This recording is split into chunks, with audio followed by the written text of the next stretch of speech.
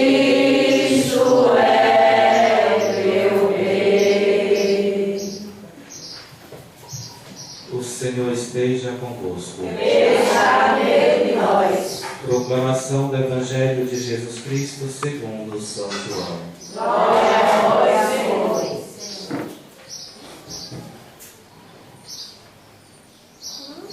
Naquele tempo, Pedro virou-se e viu atrás de si aquele outro discípulo que Jesus amava. O mesmo que se reclinara sobre o peito de Jesus durante a ceia e lhe perguntara: Senhor, quem é que te vai entregar? Quando Pedro viu aquele discípulo, perguntou a Jesus: Senhor, o que vai ser deste? Jesus respondeu: Se eu quero que ele permaneça até que eu venha, que te importa isso? Tu segue-me. Então correu entre os discípulos a notícia de que aquele discípulo não morreria. Jesus não disse que ele não morreria, mas apenas: se eu quero que ele permaneça até que eu venha, que te importa? Este é o discípulo que dá testemunho dessas coisas e que as escreveu. E sabemos que o seu testemunho é verdadeiro. Jesus fez ainda muitas outras coisas, mas se fossem escritas todas, penso que não caberiam no mundo os livros que deveriam ser escritos. Palavra da salvação. Glória a vós, Senhor.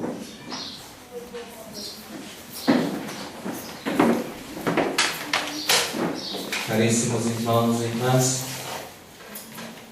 começa a celebração, como já disse no início, estamos praticamente encerrando o tempo pascal. E junto com o tempo pascal, nós também terminamos de ler o Evangelho de São João. Ele conclui hoje o seu Evangelho dizendo que Jesus fez ainda muitas outras coisas, mas se fossem escritas todas, penso que não caberiam no mundo os livros que deveriam ser escritos. Com esse testemunho, e como o próprio São João nos diz, é um testemunho verdadeiro, São João nos diz que muito mais foi realizado por Jesus no meio do seu povo. No entanto, as coisas que foram escritas e que permanecem até os dias de hoje na Sagrada Escritura são suficientes para a nossa fé.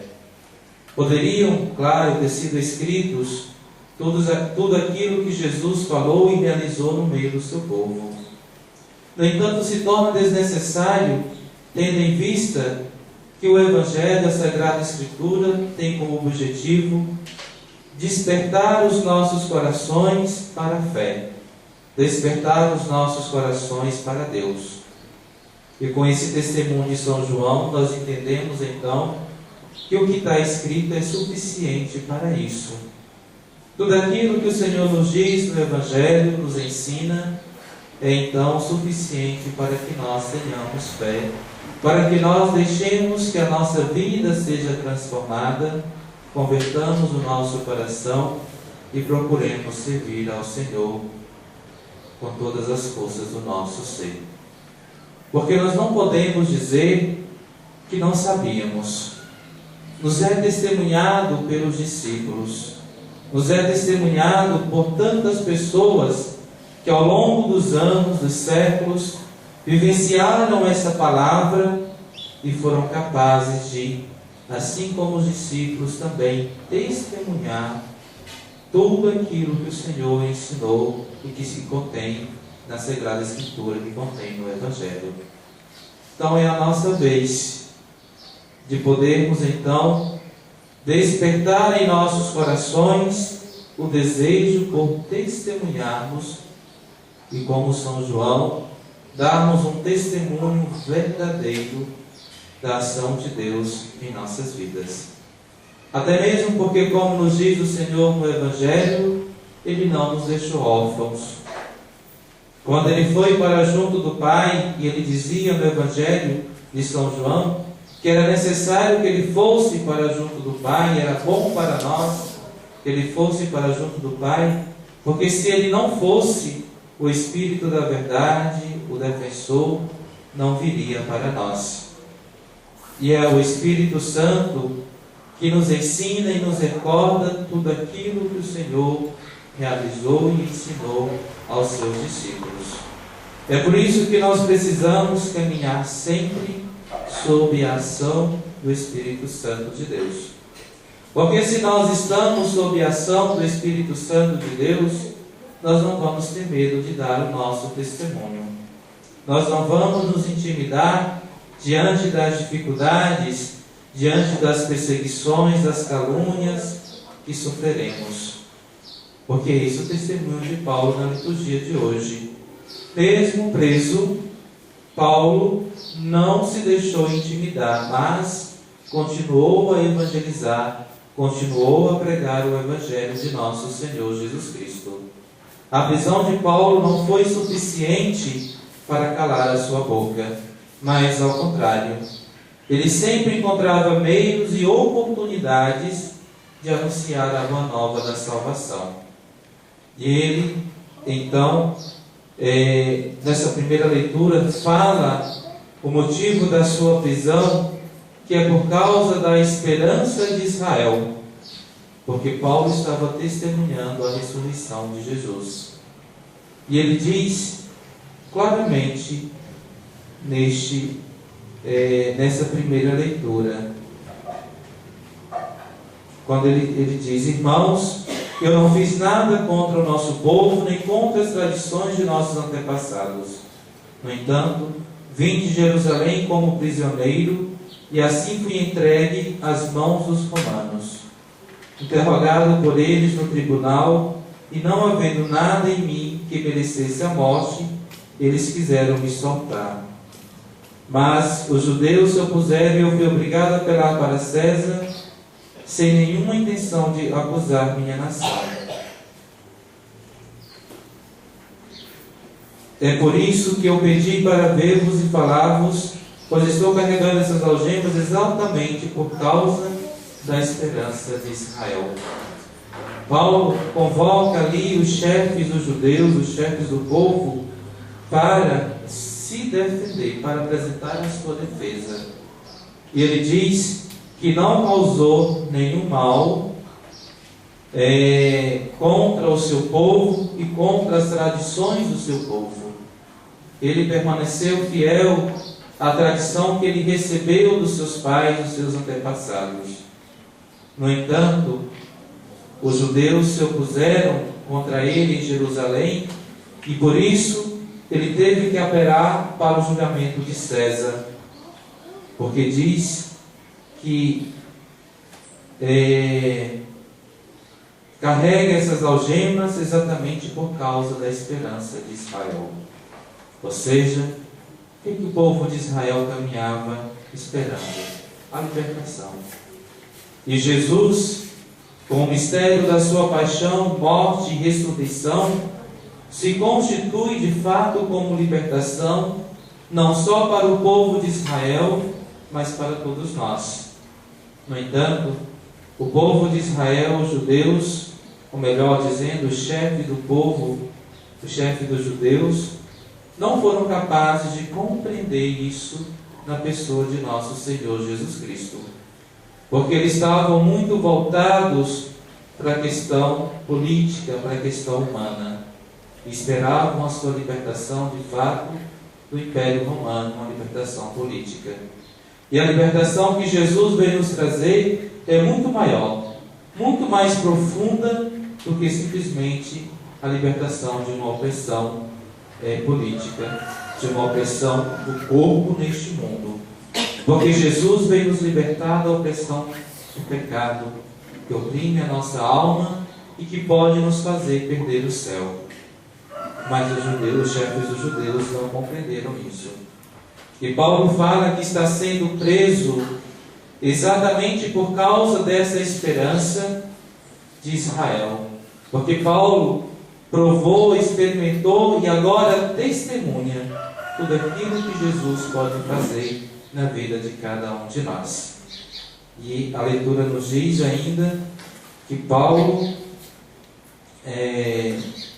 Morou 2 anos numa casa alugada. Ele recebia todos os que o procuravam, pregando o reino de Deus. Com toda a coragem, sem obstáculos, ele ensinava as coisas que se referiam ao Senhor Jesus Cristo. E isso graças à ação do Espírito Santo em Paulo. Porque se nós nos recordamos bem, quando Paulo começa a sua missão de evangelizar, de anunciar a boa nova da salvação, ele obedece ao Espírito Santo. Porque nos diz os Atos dos Apóstolos que nas cidades onde o Espírito Santo proibia Paulo de pregar, ele não pregava, ele ia para outros lugares, para outras cidades. Ou seja, estava sob a ação do Espírito Santo. Por isso ele não tem medo. Por isso ele até se alegra com as injúrias e com as perseguições que sofre. Porque ele sabe que está testemunhando o Evangelho da verdade. Ele sabe que está testemunhando a própria verdade, que é o Cristo, para cada um de nós. Então Paulo não se intimida. De modo que nós também não deveríamos nos intimidar. Porque nós já temos conosco o Espírito Santo. No dia do nosso batismo, recebemos o Espírito Santo de Deus. E junto com o Espírito Santo, nós também recebemos a missão de evangelizar. Ou seja, precisamos aproveitar, como diz Paulo em uma de suas cartas, oportuna e inoportunamente para evangelizarmos. Ou seja, em todas as situações em que nos encontramos, é possível evangelizarmos. É possível darmos o nosso testemunho do Cristo vivo em nosso meio. E então, é preciso estarmos sob a ação do Espírito Santo de Deus. É preciso vivermos essa experiência do encontro com o Senhor e deixar-se cumprir em nossas vidas a promessa do Senhor, que é a vinda do Espírito Santo. Neste Evangelho de hoje também, ele está logo após a segunda pesca milagrosa. Ou seja, quando Jesus, após a ressurreição, se dirige aos seus discípulos à beira do mar de Tiberíades. E eles ali cansados, desanimados, tristes, confusos, porque tinham perdido a esperança, tinham perdido a sua identidade, e por isso tentavam voltar ao que eram antes pescadores, mas não haviam pescado nada, haviam fracassado. Então Jesus se dirige a eles, mandando que eles lancem a rede novamente à direita da barca, aonde vão pegar muitos peixes. E após então essa pesca milagrosa, João, o discípulo amado, reconhece: é o Senhor. E Pedro então se joga na água, veste a sua roupa, se joga na água e vai ao encontro de Jesus na praia. E aí se dá aquele belíssimo diálogo de Jesus com Pedro, aonde Jesus confia a Pedro o cuidado para com a igreja, para com a comunidade. E então, após esse diálogo, na continuação do Evangelho de hoje, Pedro vira-se e vê atrás de si João, o discípulo amado, e pergunta a Jesus: Senhor, quem vai ser peixe? Pedro tinha essa preocupação, porque talvez João não fosse tanto da ação, mas mais da contemplação. Era o discípulo que estava sempre ao lado do Senhor, estava sempre junto de Jesus, que reclinava a cabeça no peito do Senhor. Era o discípulo amado. Todos os outros discípulos reconhecem essa característica em João. E então Pedro tem essa preocupação, e Jesus responde para ele: se eu quero que ele permaneça até que eu venha, o que te importa isso? E o Evangelho nos diz que correu o boato entre os discípulos que talvez João não morreria até a vinda de nosso Senhor Jesus Cristo. Mas Jesus fala dessa característica da igreja que contempla, que até a sua vinda a igreja vai permanecer na sua presença. através do Espírito Santo de Deus.